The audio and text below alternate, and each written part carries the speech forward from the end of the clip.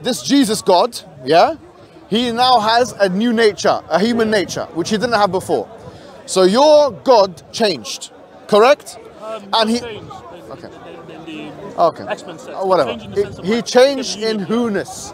He changed now. When I say who, one he. Are you sure about that? It's one who, yeah, one he. Okay, so one who, yeah? Yeah, one he. Okay, you said Jesus Christ has two wills. Yes. Okay, two wills, and he has two natures, correct? Yeah. He has what? The human nature? The divine nature. And he has the divine nature. Absolutely, yeah. Is the human nature the same as the divine nature? No. Great. So now Jesus has a human nature. And if I were to point at it, it's intelligible for me to ask, who is that? And for someone to answer, it's Jesus Christ. Point at nature. Pardon? Point at the nature, do you say? Point at the nature. Not at the nature, because that's a Neoplatonic thing. I'm talking about the actual Jesus. Is that a manifestation of Jesus? The nature of, yes, the person of Jesus. Yeah. If I were to look at when Jesus Christ in the book of Matthew is walking to the fig tree and he's saying, you know, he doesn't know if he's cursing the fig tree because it's out of season, yeah? You know this. You know this verse. Of course, yeah. Fig tree. You know about that, yeah? Okay, if Jesus now is looking at the fig tree because it's out of season, that Jesus, if I were to point and say, is that Jesus? Is that Jesus? Would you say yes? Yeah. Okay, is that human Jesus? Well, it's Jesus. Is that the human Jesus? Is that a representation of the human nature of Jesus or the divine nature? So yeah, so exactly. We don't talk about that basically. We don't make that distinction like you don't make a distinction even. No, because what you're getting into there is discovering this historianism. We're not historians. Historians will make that kind of. Okay, I'm asking you. I'm asking you. Yeah. I'm not asking the stories. Okay, yeah. But I mean, we're I'm asking. historianism. I'm not describing historianism. I'm asking you. Okay. In your understanding of the hypostatic union, in your understanding of the incarnation, in your understanding of the Trinity and Christological process, I'm asking a question. If I were to point at that Jesus, who am I pointing at? Jesus, the person Jesus. The person. Beautiful. Like if I point at you, am I pointing at human nature or pointing at Muhammad Hijab? If I point at you, listen, I'm saying that your point, there's only, no, it's not the same logic. I am saying there's no contradiction between the human nature and Muhammad Hijab. There's only the human nature with Muhammad Hijab. Yeah. Do you understand? I know some people think I'm a meta-human. That's a different situation, different story. That's something.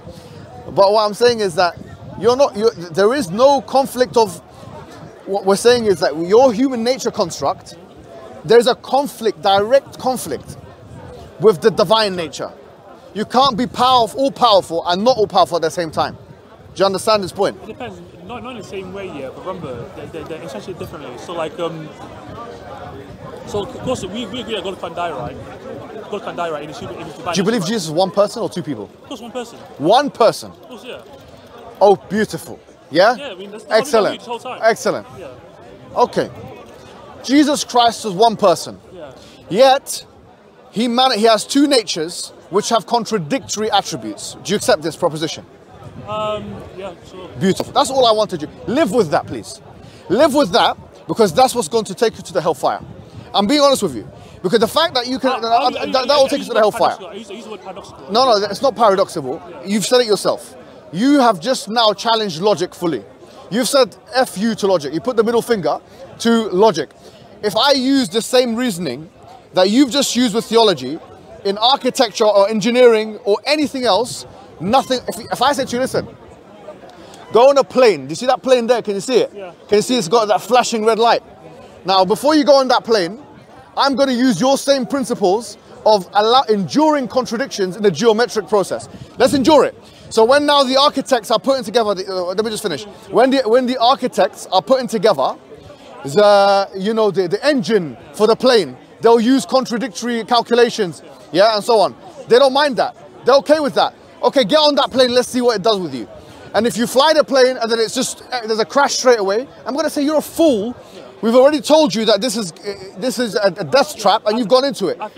No, I'm being serious. Genuinely, bro, honestly, with all due respect, you've accepted. Just allow me. Let me just finish the train of thought. All I want us to do is be fair and honest, Aki. Yeah, you're a good man. I like you. You don't know me. No, but you're coming across as respectful. Thank you. Okay, and I accept that.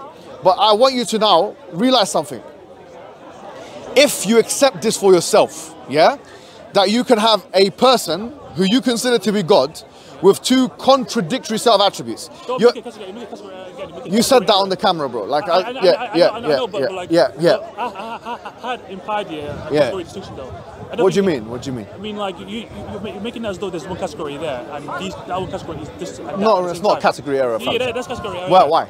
Thing is though, because there's a category distinction though. There's distinction of categories there. What? There's the human nature and the divine nature. I know I understand that. What I'm saying is that those two are incompatible. I'm saying you've said it yourself. You said that you got the human side, and he's got the godly side. I'm saying that will take you to hell. That's a ticket to the hellfire. Because of all due respect, and this is. I mean, I you don't hell too. You don't hell. No, no problem. I'm saying to you that is a ticket to the hellfire, because now God has made it easy for you. That's why the Quran offers the most simple argumentation ever. Him and his mum used to eat food, showing you the human limitation. All I need to show you is that these people cannot be God because they have human limitations. You've accepted that. Okay, there is a contradiction between the human limitation and the godly attribute. Now that you've accepted that and you're living with that, you want to die with that, yeah? You want to accept that a human being, a Middle Easterner like me, yeah, is your God that you bow down to, yeah, with human limitation, you bow down to that, then okay, that's where I would say to you, that's fine. You live with that, you die with that. As for me, I personally believe that there is a God with no attributes similar to human beings in the sense of limitation. No limitation to a God ever.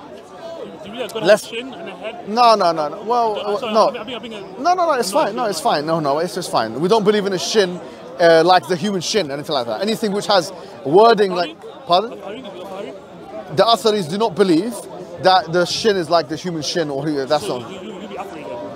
That is the view of the Atharis, yeah. Is that your view? Yeah. Yeah. So I remember in your debate with David Wood, though, you mentioned how David was pointing his verses right about God having these body parts, right? You said that's deep, right? But sorry? In your debate with David Wood, right? You mentioned when he quoted verses saying that God has body parts, right? You said to him, yeah. I can't remember what I said. Get a transcript. But what I'm telling you right now is that the view of all of the Sunni Muslims, whether they're Athari or whether they consider Ash'ari or Maturidi or whatever, no one believes that God has a human body parts. Even Ibn Taymiyyah himself, he wrote that in his books very clearly. It's a misconception. Even Western academia says this, bro. All you have to do is read John Hoover. Even if you read Wa'il Halaq, Christian, yeah? Even if you read, John Hoover's he's an atheist for all I know, yeah? And so on. These individuals who write about him, they acknowledge that about him. So it's a misconception. What I'm saying to you now is clear. We do not believe in a God with limitations like that. I feel confident that if I worship such a God with no limitation, that is all powerful, all wise, all knowledgeable, that if I worship him, that he will do good by me. I don't worship a human being, I don't worship an animal, I don't worship, because in my view, if I can beat the God, if I can beat him, or I can burn him, or he's susceptible to destructibility or generatability, I don't think that's a God. Anything susceptible to generatability or destructibility is not a God. Do you know what you used to Peter? Pardon? After Jesus cut the ear of the God off, right? Yeah. What did you say? Sorry? When Peter cut the ear of the God, trying to capture Jesus, right? What did you say to Peter? Go ahead. If I wanted to, I send all my angels right and save me. Okay. He was in full control. If he wanted to be saved, he would have been saved. Yeah, well, he also said, I by my own will can do nothing. I by the finger of God, I by the finger of God cast out devils. I by the Spirit of God, the Father is greater than I. I mean, you know these verses, right? No, think about a second. Do you believe that though? When you said, I do nothing on accord, only what the Father doing, do you believe this? Do I believe what? I don't believe, look. No. When you said, what's the question? I can do nothing of my own accord, only what the Father doing. Do you believe that? That only the God can do it on. Jesus says, I can do nothing of my own accord. I can of my own self do nothing, Only what the Father doing. Say again? Only what I see the Father doing. Only what I see the Father doing. Do you believe this? Only what I see the Father doing. Do you know this verse? No. I mean, if you're asking if I believe in it, right? I mean, like. I don't believe that what is. Let me answer your question. No. I'm not. No. Why should I? Well, why use the old? Why use the old against me? No. Because why quote like what is the Bible? When I show you something else, what is the Bible? Huh? What's the Bible? A collection of books. Which ones? The 72 books, 73, 72 books. 72 books. According to whom?